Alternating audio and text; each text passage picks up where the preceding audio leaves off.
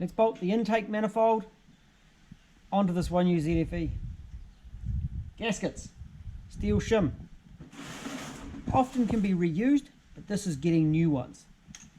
There's a little rivety dome that goes up. You don't need any sealant on them, unless you're going to take the time to put sealant between the laminates. You're wasting your time. Sure the gasket lines up correctly with the injector holes.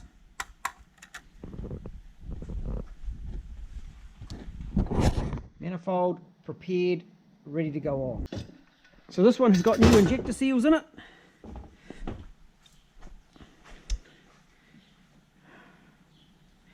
I'm on the wrong side.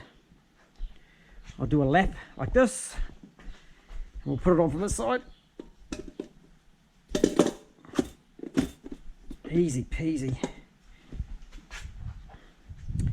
And the bolts for the manifold have got a star head on them. So 6 with a star head, and then 4 nuts. And you don't put them in the tappet cover.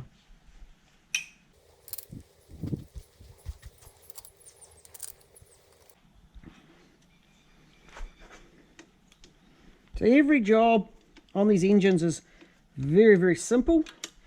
You just have to break the whole engine down into a whole lot of very, very simple tasks.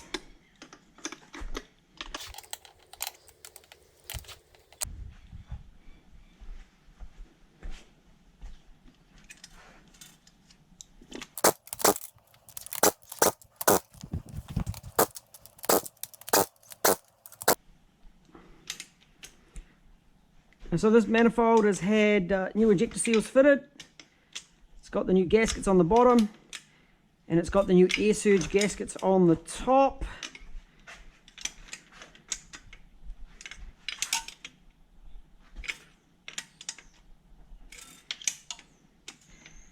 Next we'll slam the plenum onto it. So we've got a new throttle body gasket. New idle air control gasket at the front. EGR was removed and we've put the Japanese plate on the side and a new PCV valve hose. So on that top plenum we have 8 nuts.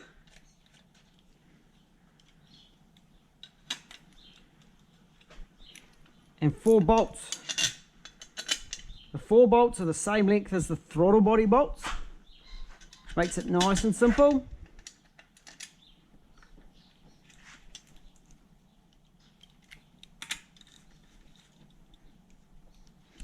And I find it much easier to split the upper and lower when you take it apart.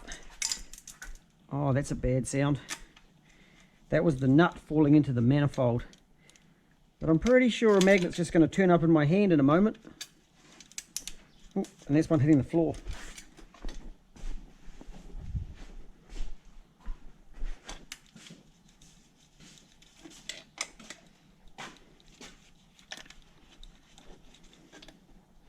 Thank you.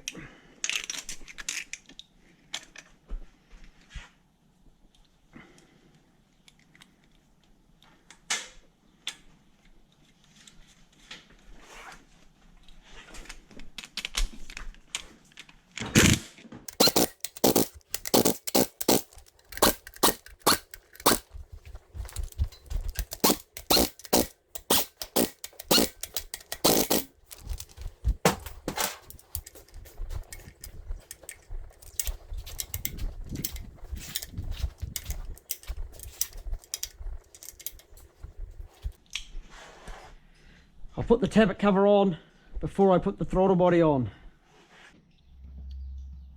Another piece of the puzzle done. I'm on to the next job.